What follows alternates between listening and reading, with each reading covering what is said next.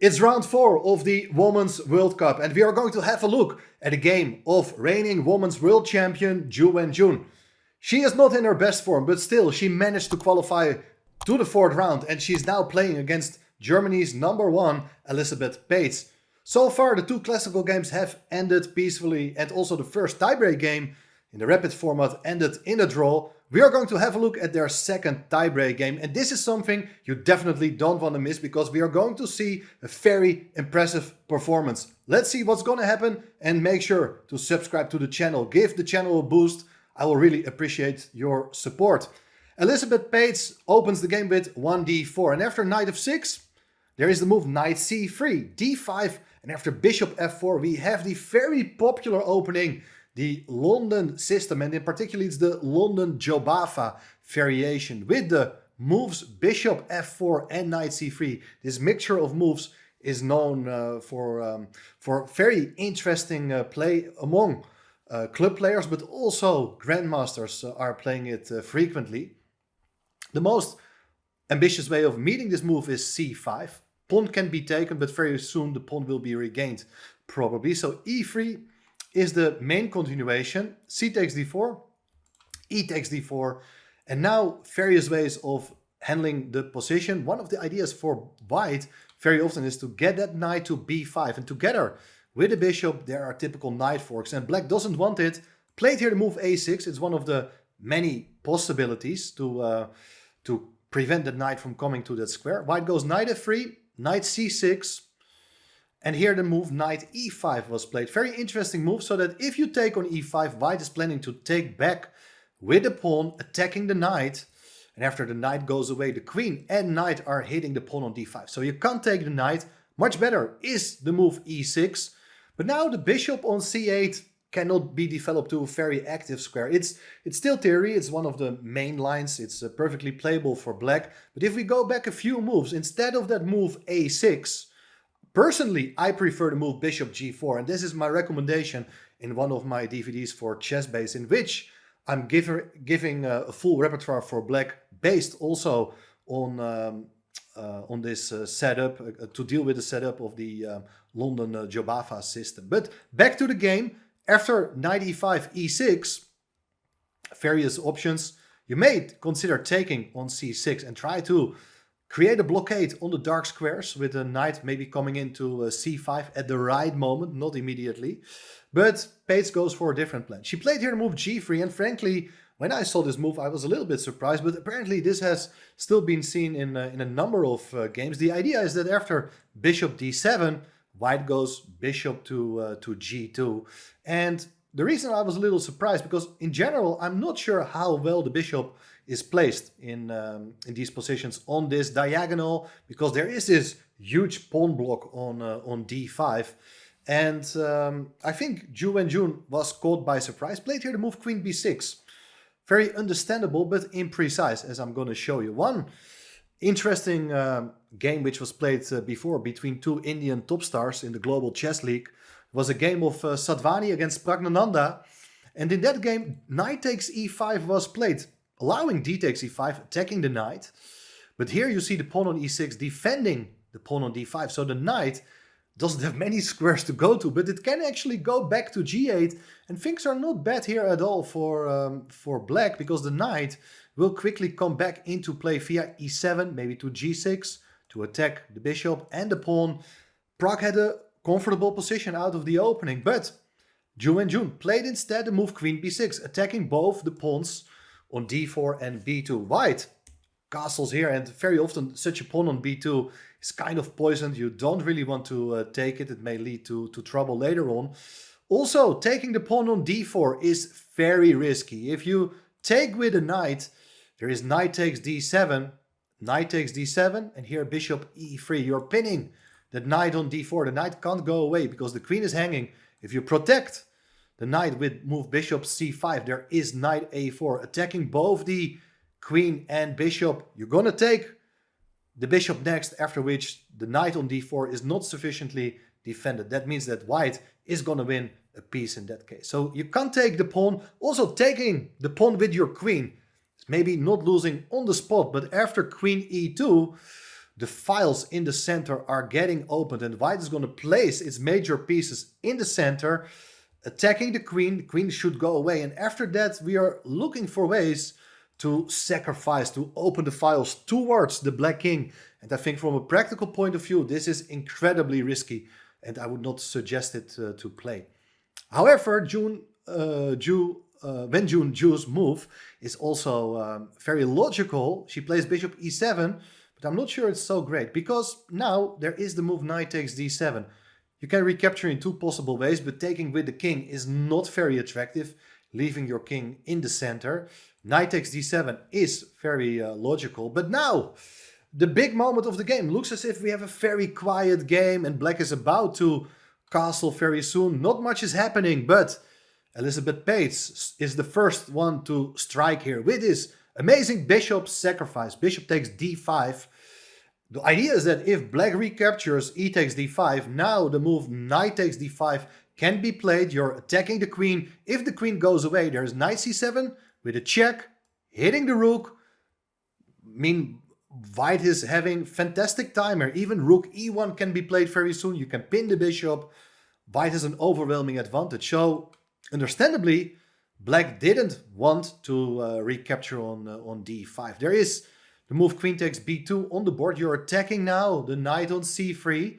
If the knight goes away, the bishop can be taken. So, first things first, white captures on c6. B takes c6. Now the knight is still under threat, but queen d3 is an excellent move, protecting the knight, connecting the rooks. White has completed her development, and the black queen is not ideally placed, can easily be challenged by any of white's rooks. And also black still needs to castle. So castling kingside is a very logical move, but maybe it would have been better to go back with the queen immediately, accepting an inferior position. After rook ab1, you sit on the c8 square with your queen. You're going to castle on the next move. It's very passive, but who knows, maybe this is still playable. Let's see what happened after castling kingside, because now the move rook ab1 was played, questioning that queen can only go to a3. And I think the next move is very, very nice, because I think a lot of people would instantly play here the move rook b7 to put pressure along the 7th rank. But Pähtz has a very clever intermediate move. First, plays the move rook to b3, attacking the queen. Queen doesn't have many squares to go to. It went back to a5. And only now the move rook b7 was played, with ideas that if the knight goes away, the bishop can be taken, because the queen is no longer defending the bishop from a3. The second point is that if you would decide here to protect your knight with the move rook fd8, bishop c7 can be played, and it's a double attack against the queen and rook. White wins material. So the only move here is to go back with the queen to d8. It's very passive. And also here, the move bishop c7 is played.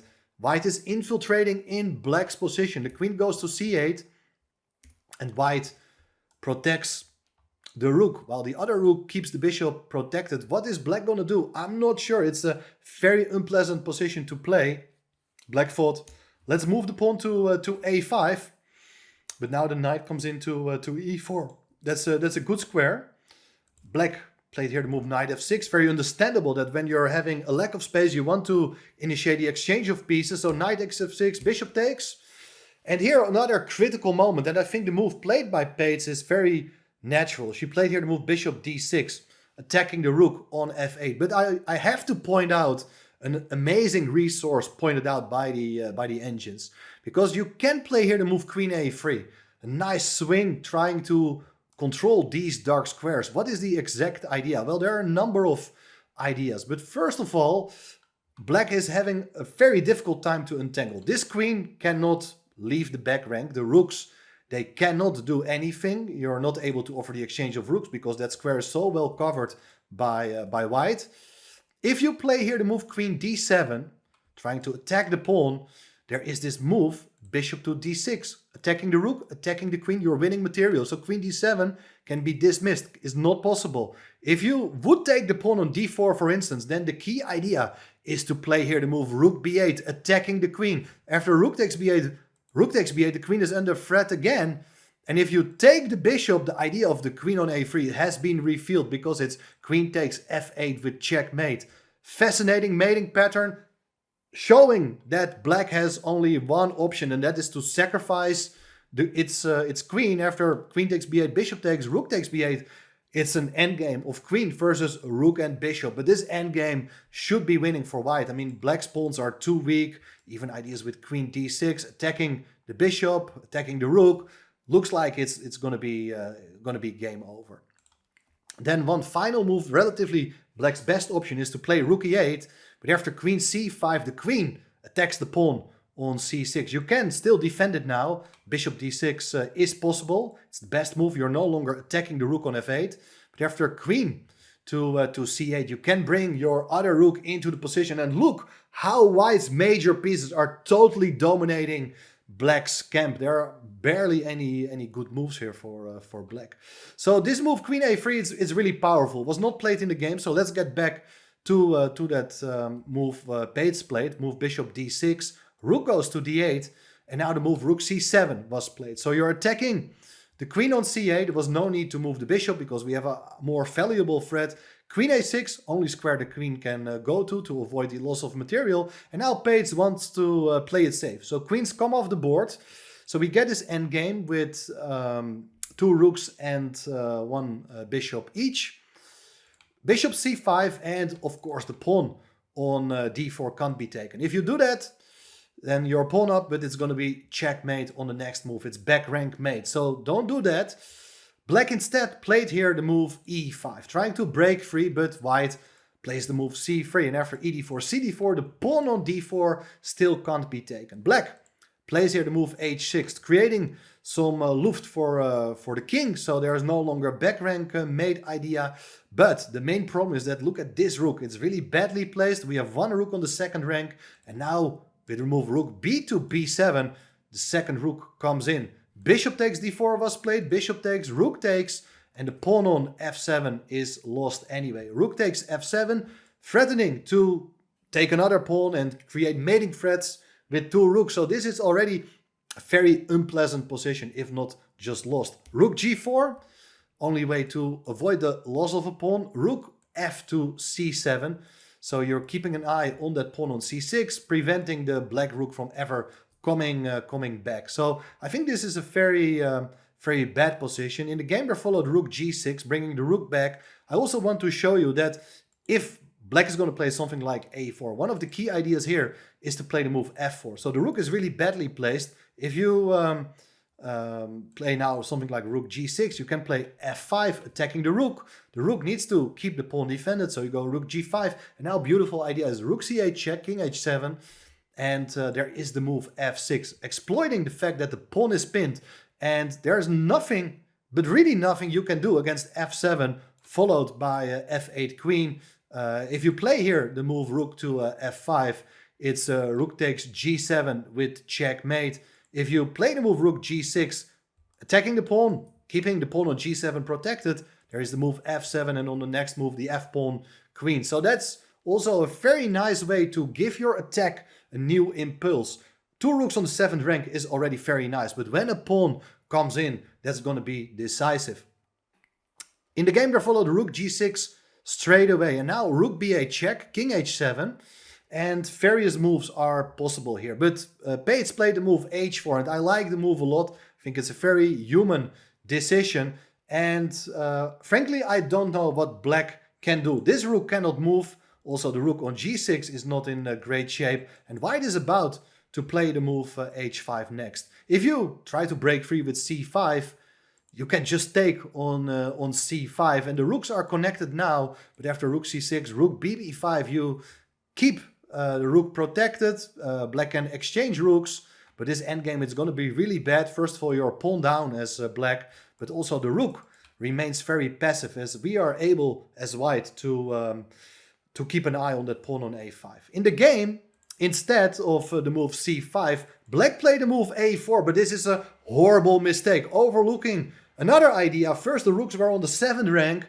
There are no mating threats with the rook on g6, but instead, you can now shift the attention to the back rank with the move rook to c8. You're intending to deliver checkmate on h8. you gotta move your rook. Only option to create a square for your king. But now the move h5 is played, preventing the king from escaping. And rook h8 is the renewable mating threat. Now black played the move g5, trying to break free and run away with the king. But now beautiful switch back. There is the move rook c7. And it's a sort of ladder mate with the two rooks, because the pawn on h5 covers the g6 square. Black resigned because after rook f7 is just rook takes f7 and it's checkmate. That means that the reigning world champion has been kicked out, has been eliminated from the World Cup. And that's a pity, of course. But winning the World Championship match just a few weeks before the World Cup, it has its price. You know, you're totally exhausted. I think in general, Ju Wenjun was not in her best shape. She played a lot of boring draws with significantly lower rated players. She didn't show a lot of energy in most of her games, and I think it's because of that really tense World Championship match, and also not only the match itself but also the months of preparation before that. Having said that, credits to Elisabeth Pähtz for delivering a masterpiece in the tiebreaks. Very well done. I hope you enjoyed this game. Thanks for watching, and don't forget to subscribe to the channel.